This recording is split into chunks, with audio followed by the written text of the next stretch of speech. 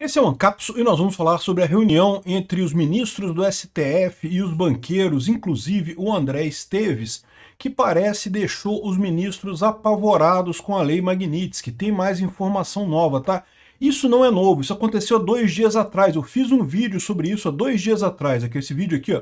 Gilmar Moraes e André Esteves se encontraram em Brasília, estão discutindo como resolver o problema, né? Então agora o que a gente tem agora é mais informações, saíram mais informações dessa reunião, mas são informações relevantes. Essa notícia foi sugerida por Descobri que o Peter é o Papai Noel, Leandro Original MT e várias outras pessoas. Obrigado aí ao pessoal que sugeriu notícias lá no nosso site, no visãolibertaria.com. E obrigado a você que está assistindo o nosso vídeo. Se você gosta do nosso conteúdo, por favor, deixe o seu like e se inscreva aqui no canal, né? Pois bem, sobre essa mesma reunião, essa reunião aconteceu há 2 dias atrás, tá? Há 2 dias atrás saiu uma nota na coluna da Bela Megali falando sobre isso aqui, e eu fiz um vídeo sobre isso, falando tudo que estava acontecendo e coisa e tal, mas a coluna da Bela Megali não falava muita coisa, falava só que teve a reunião e coisa e tal, entre o André Esteves e o pessoal do STF, tinha outros banqueiros envolvidos também.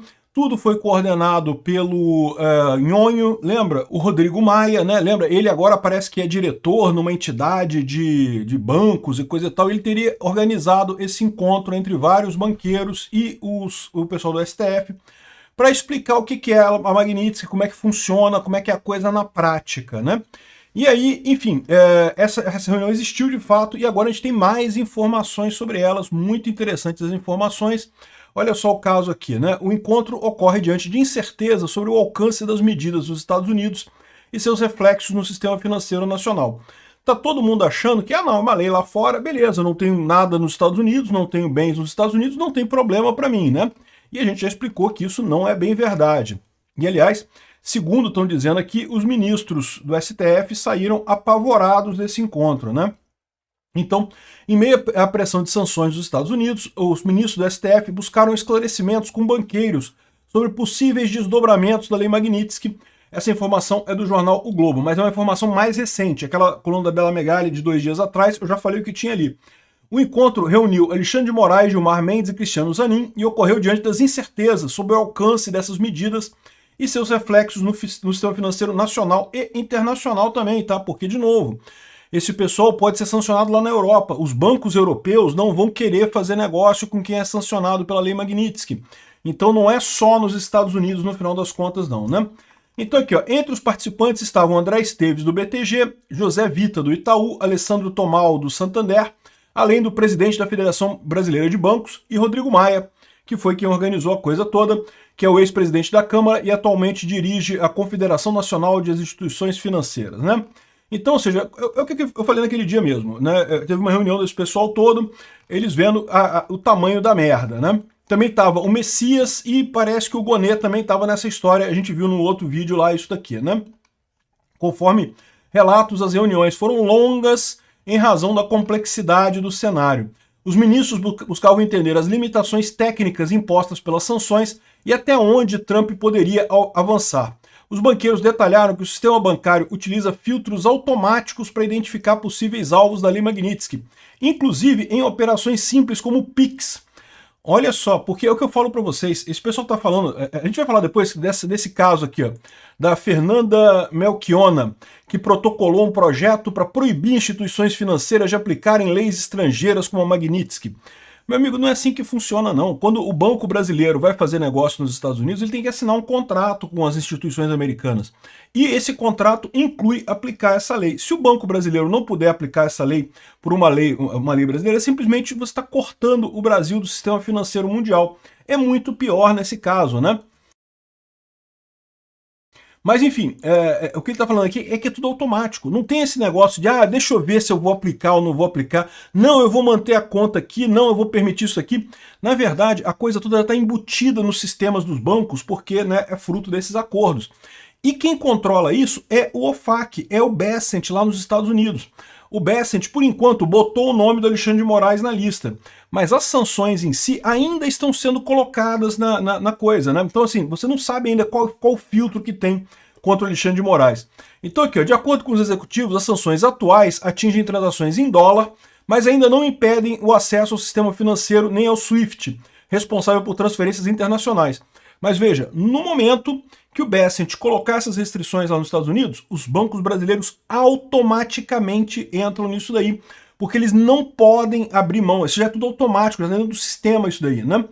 E conforme a publicação, um dos representantes declarou que a situação é corrigível nesse momento, mas alertou para o risco da advogada Viviane Barsi, a mulher de Moraes, também ser alvo da lei futuramente. Então, ou seja, é aquilo que a gente vem falando, é muito provável que o Trump inclua ela na condição de aliado ao Alexandre de Moraes, né? Sobre outros ministros, os banqueiros consideraram improvável que sejam alcançados pelas sanções no curto prazo, segundo informações obtidas dos Estados Unidos. No entanto, admitiram que não há como prever os próximos passos do Trump. Só depende do Trump em última análise. Tá? Tem um processo interno, eles fazem um processo de levantamento, tem que ser aprovado em 4 ministérios do Trump. Esse processo aconteceu com Alexandre de Moraes, pode acontecer com os outros ministros. Está sendo feito para os outros ministros. A decisão final é do Trump se coloca ou não, né?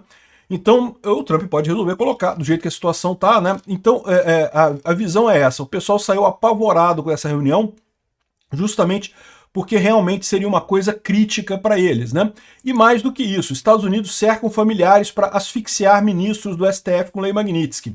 O Trump, além de estar fazendo o levantamento para aplicar Magnitsky em outros ministros do STF, a gente sabe que tem 7 nomes sendo estudados pelos diversos ministérios lá do Trump para aplicação da Magnitsky, não sabemos quais são esses nomes.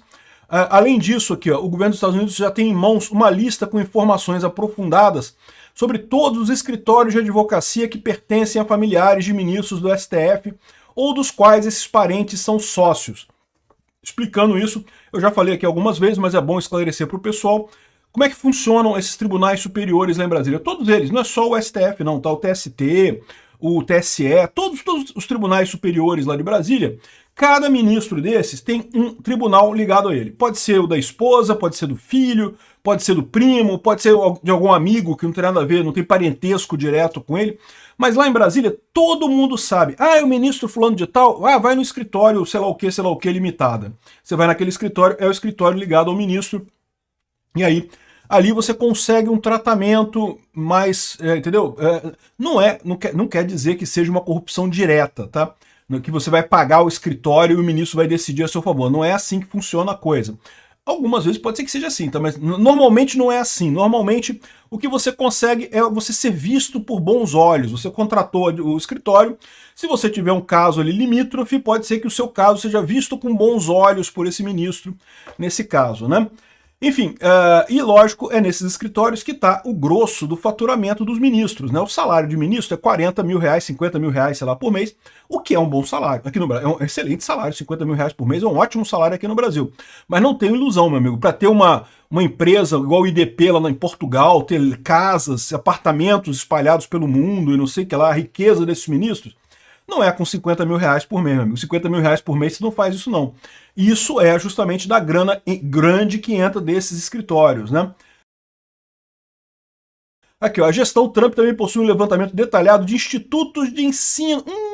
IDP, meu amigo, o Instituto da Dupla Penetração do Gilmar Mendes aqui.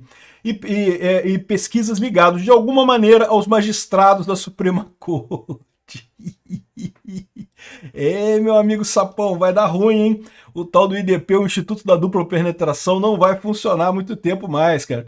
Conforme interlocutores, o governo americano busca garantir que um eventual endurecimento na aplicação da Magnitsky não seja inócuo, com ministros usando o CNPJ de uma empresa ou movimentação financeira de institutos privados, nos quais sejam sócios. Então, o pessoal saiu apavorado dessa reunião aqui com os banqueiros e a situação tende a piorar. O filho do Barroso desistiu de voltar aos Estados Unidos por receio de sanções, né? Então, ainda não está oficializado que o pessoal perdeu o visto, mas já ficou aqui para Brazoca mesmo, né? Não tem jeito, vão ter que ficar por aqui mesmo. A filha do Barroso, teve gente dizendo que ela já veio para o Brasil, mas a gente não sabe onde é que ela tá? O fato é que o filho dele iria voltar para os Estados Unidos, ele trabalha lá no BTG Pactual, lá em Miami. E aqui, ó, o Bernardo atua como diretor associado do BTG Pactual em Miami. Ele estava de férias na Europa quando, em 18 de julho, foi anunciada a medida que revogou os vistos de 7 ministros do STF, inclusive do Barroso, e de seus familiares. Não houve divulgação oficial da lista de pessoas afetadas, o que levou Bernardo a optar por não tentar reingresso nos Estados Unidos. veio para o Brasil. Seja bem-vindo ao Brazoca, meu amigo. É isso daí. Seja bem-vindo a Xandaquistândia. Estamos aqui todos amarrados nessa porcaria, né? Enfim, a escolha de não retornar foi tomada como precaução. Isso é importante realmente. Por quê? Se você tenta entrar nos Estados Unidos e é negado o seu visto, é muito mais complicado para você entrar depois disso. Então é melhor você não tentar.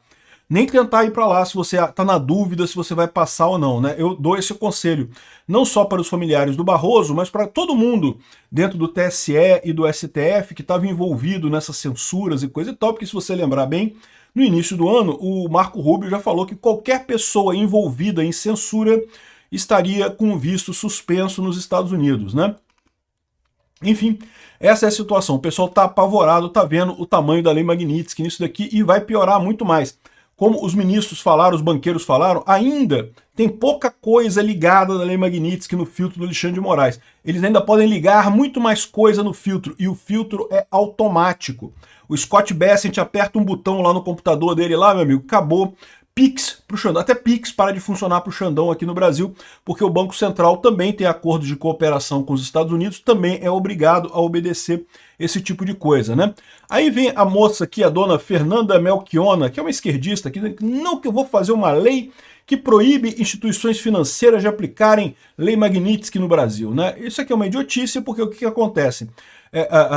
São contratos que as instituições financeiras assinaram para poder ter acesso ao mercado americano, para poder investir lá, para poder ter conta em dólar, não sei o que lá. Se as instituições brasileiras forem proibidas de ter esse tipo de contrato, simplesmente o Brasil volta 20 anos do passado. Que 20 anos? 50 anos no passado. Os bancos no Brasil vão quebrar todos eles, né? É uma idiotice sem tamanho isso daqui. Esse pessoal achando que vai resolver o problema com esparadrapo. Tá achando que vai resolver perna quebrada com esparadrapo. Não dá, meu amigo. Perna quebrada, tu vai ter que engessar. Talvez tenha que fazer até cirurgia para corrigir esse problema aqui. Extirpar o tumor que tem ali no STF e de repente corrigir esse problema, né? Enfim. E, ao mesmo tempo, a blogueira aqui da CNN está afirmando que os Estados Unidos estão mapeando escritórios de advocacia de familiares do STF, inclusive o IDP do Gilmar Mendes, é o que eu estava falando antes. Até o IDP, meu amigo, o Instituto da Dupla Penetração do Gilmar Mendes, vai entrar nessa parada. É brincadeira? Obrigado por assistir o vídeo até o final. Além de curtir, compartilhar e se inscrever no canal, considere se tornar patrocinador com valores a partir de R$ 1,99. Clique no botão Seja Membro abaixo para saber as condições e vantagens de patrocinar o canal. Mais informações sobre o nosso projeto, visite nossos sites indicados na tela.